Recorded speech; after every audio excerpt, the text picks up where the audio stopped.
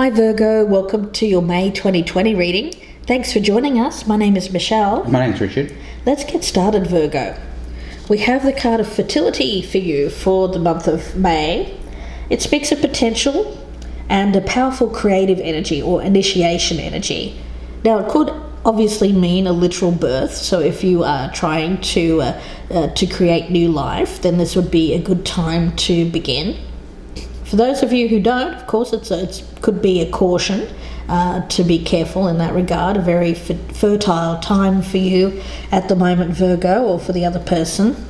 And I also feel that if it's not about actual giving birth, it's more likely the case that it's about giving birth to something, an idea, a project, a concept. Now, Richard has pulled a card from the Mausolea Oracle, and it is the Traveller. So the Traveller is somebody who's very independent and doesn't really obey society's rules, just sort of makes their own way. They're somebody who could be followed, but they don't like to lead. Okay, all right. Let's see where this goes for you. Virgo, either side can resonate, so please do keep that in mind. Bottom of the deck, I've got the King of Cups. I've got the Eight of Pentacles. I can't help but wonder if something's going on at work for one of you. You could be dealing with a King of Cups type of person. Could be a water sign or someone with a lot of that kind of strong emotional, well, I feel it's like a mentor kind of energy that I'm picking up around them. Let's take a look at the status of the relationship, how you feel about this person, what's working for the relationship, what's working against it, your advice, what you should do, advice on what you shouldn't do, what's hidden, what you may not know about the situation, and the potential outcome. Status of the relationship, how this person views you, Virgo, and strengths, weaknesses, what this person should keep doing, what they should stop doing, what's hidden in this situation, and the outcome if nothing changes.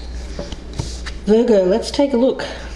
Okay, we've got the King of Pentacles in the reverse. So this is probably the person that you're dealing with.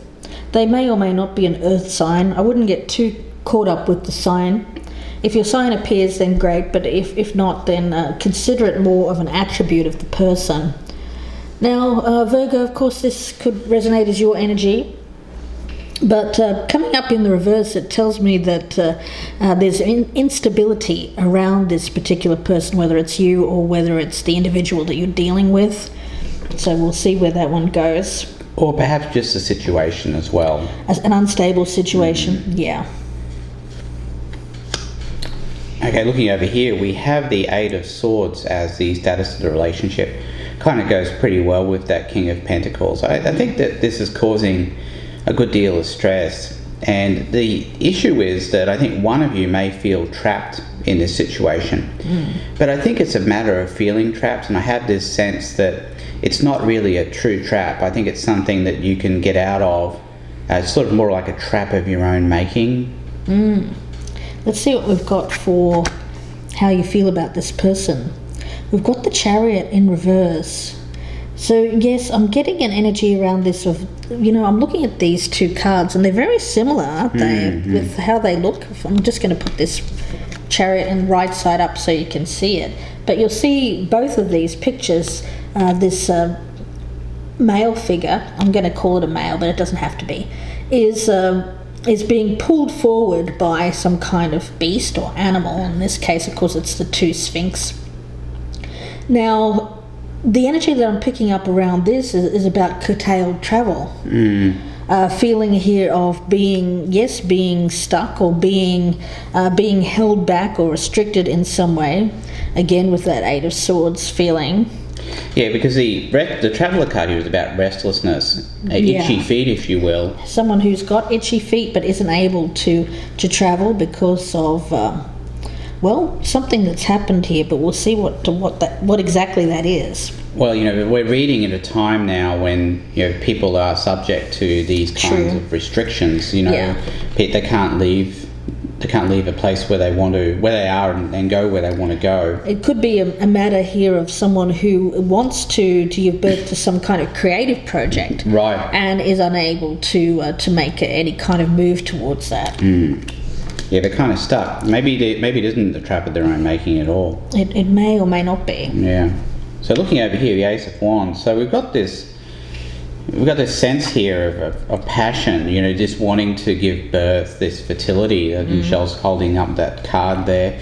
Yeah, that's what the Ace of Wands is all about, isn't it? It's about giving birth to some idea, something.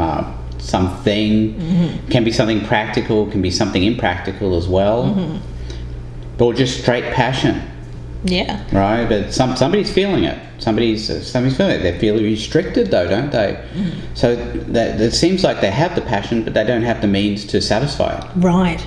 Let's see what we have here as what's working for it.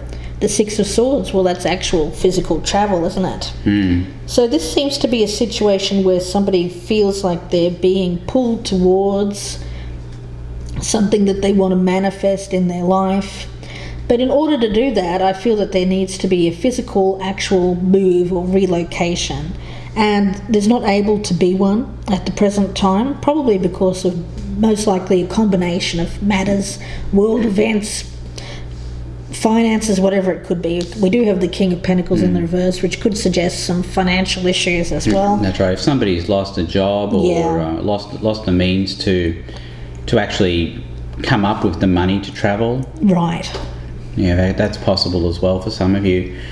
But, you know, that Six of Swords there, it says that there's a will there. You know, there's a will, but is the way there? That's the thing. So looking over here in the strength, we have the Empress. Again, very strong fertility. Yeah, you know, that's fertility energy. You're exactly right. It's somebody who is able to give birth to something. Again, it doesn't have to be a human being. It could be an idea, or it could be something, some sort of creative endeavour. Let's take a look and see what the challenge is. We've got the Seven of Swords in reverse. So plans not being able to go ahead right now. Yeah, unworkable plans. So where there is this will, if you will, this want to do something, the actual plans themselves can't be done at the moment. Or implemented. Put Thank you. Play. Yeah. There's a feeling here around this card of... I also get a feeling around this of this is very secret kind of energy. Not many people know about these plans that you're making, Virgo. Yeah, right. Because of the fertility thing, you got that whole thing with the moon, and you know, the fertility is really linked into the moon. Yeah. So there's a bit of secretiveness going on here. I think we'll probably see some more of that as we continue with the reading. So looking over here at the weakness, we have the Death card in the reverse. So it's an inability to go through that death cycle, to change. And you know, with this creation of something here, and if this is being frustrated, the ability to create this, this could hamper the ability to also make that change that one's looking for in one's life. Let's see what the advice is for you, Virgo. We've got the Nine of Wands in the reverse. So with this one, it's about being careful, because I get that there is a need to protect. I get the Nine of Wands as protection in your case. A need to protect an idea, and a need to protect your ideas, perhaps from theft. You know, oftentimes where we have a great idea and we're not able to put it into action straight away, we have to kind of keep that close to our chest in case somebody else comes along here and steals the idea, or something like that, or puts the kibosh on your plans. So I get this as a need to be careful about a situation in which you feel very passionate about, feel very driven about, but I feel like there's some kind of other energy around you at the present time, Virgo, which could put this kind of plan that you have here into jeopardy in some way. Okay, looking over here, what this person should keep doing. We have the Justice card in reverse, and I think it's about getting over feelings of unfairness or feelings of being victimized.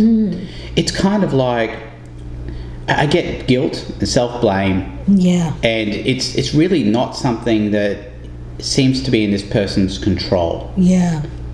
Yeah, but it just has this real feeling of unfairness about it, doesn't it? You know, I'm getting the sense now that this is the person that this person wants to create something with. Yeah. But they're actually not physically near them in order to do so. Right. There has to be some kind of travel here, movement, relocation. I do feel that there's an energy around this of someone's plans can't go ahead. There's a lack of movement, most likely due to financial issues and, of course, actual physical travel restriction. Yeah, I'm giving birth to a relationship. A relationship, or maybe even a new job, some kind of creative endeavour. But there's no travel being allowed, so it's very difficult, and this has this feeling of unfairness for this person. Let's have a look and see what the advice is and what you shouldn't do. Well, there's that Justice card in reverse again. So it is about focusing on the unfairness of it all. When we do that, we can get really down about our circumstances, because we start to think, well, why? It's kind of like you're thinking that the world's gotten something against you. It's paranoia. It's a little bit of paranoia. There is a link there. And this belief that, I'm just going to give up, or, I'm just going to forget about this because it just seems like it's too hard now. It's like that the odds are stacked against me, or there's too many obstacles in the way. Yeah, that Knight of Wands in reverse is often about giving up too, isn't it? All right, let's take a look at what this person should stop doing. So we've got the Two of Swords in the reverse is what they should stop doing. It tells me that don't make any hasty decisions. Is what I get from that. Don't be more inclined to sit on the fence and take more of a let's see what happens approach, rather than react in a way that could be detrimental later on. Don't burn bridges is what I get from that card too. Let's see what we have here as what's hidden. The Ten of Wands in reverse. Well, there's that feeling of, this is just too much of a burden for me. There's just too much I'm going to give up. The wand energy is missing around your reading, Virgo. The passion, the drive, the enthusiasm to keep going with this idea or this project or this new relationship or this... Yeah, the key is persistence here, Virgo. Yeah, the thing is, Virgo, being an earth sign, persistence is you. I mean, that's your stubbornness, persistence. I mean, stubbornness in a good way. Persistence is really just stubbornness that's dressed up in nice clothes, right? It kind of is. Yeah, you're absolutely right, Richard. And I feel for you, Virgo, there's a tendency to get bogged down in a lot of negative thoughts, a belief that you can't, and to get down about your the world around you, to take on a lot of that. I feel it's kind of like taking on the burden of others around you as your own, whether that is work related or family related. I also get an energy around this of feeling hard done by when it comes to people that are around you at present time. You really would like to get away from these people, but it doesn't seem like you can for some reason. Yeah, it's kind of like you're almost trapped with a bunch of people you don't want to be with. But you really want to be with somebody else and be creating something with somebody else. So there's that restlessness that's associated with that. There's also a lot of stress that comes about from that as well. Frustration. Yeah, I think frustration I get with you, Virgo. There is a lot of frustration in this reading. Let's take a look at what's hidden over here.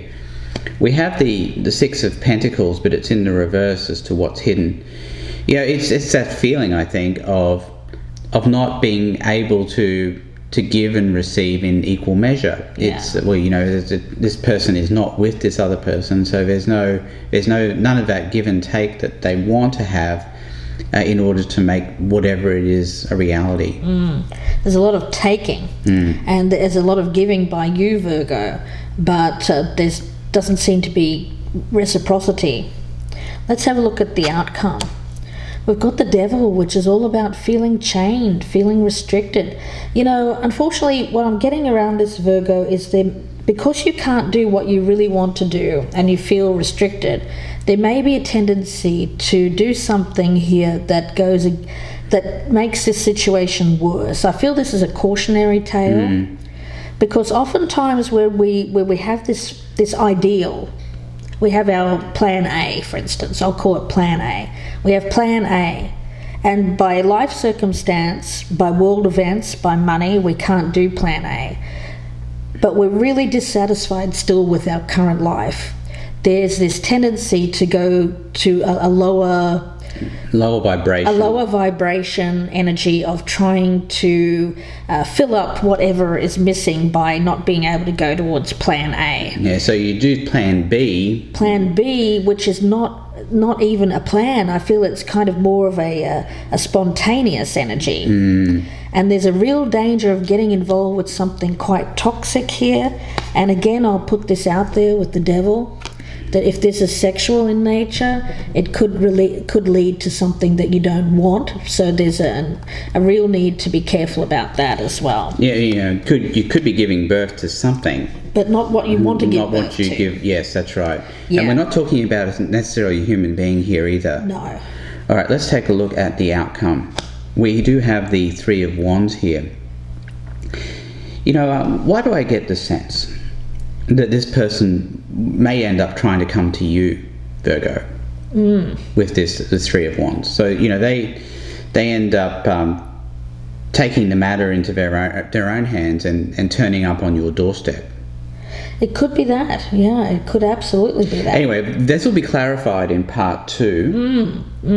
But there's definitely this travel energy around this reading, and the need and the want for more. This kind of desire for more. On both sides. On both sides, yeah. And I sense a lot of frustration here. That seems to be the main theme on both sides of this reading. And there's this feeling of unfairness about it, and also feeling like you're restricted by some kind of energy around this of not being able to go towards what you really want. But there's a real feeling here of you actually falling into the trap of restricting yourself even more, and that's what I'm afraid of with this reading.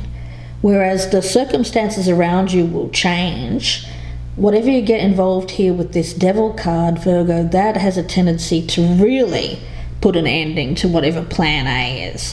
So we'll look at where this goes in the extended reading. Hope that you join us there. The link is below in the descriptions box. If this is resonating, it'll be about another 30-minute reading, looking at the clarifiers, of course, and Lenormand readings, and also looking at oracles for guidance. If you prefer a personal reading, Virgo, you can contact me, gypsyinsights@gmail.com, and that email is also in the box below. If this doesn't resonate with Virgo, it's a general reading. It can be vice versa, of course. If you're cross-watching, could resonate as a Virgo that you're dealing with. But if it doesn't resonate at all, you can check out our self-repair playlist on the channel. And there you'll find readings that are done in this style, but they're not sign or time dependent. So Virgo, we wish you the best with this. Hope it's not you, and we'll see you soon, or we will see you in part 2. Thanks, Virgo. Goodbye and good luck.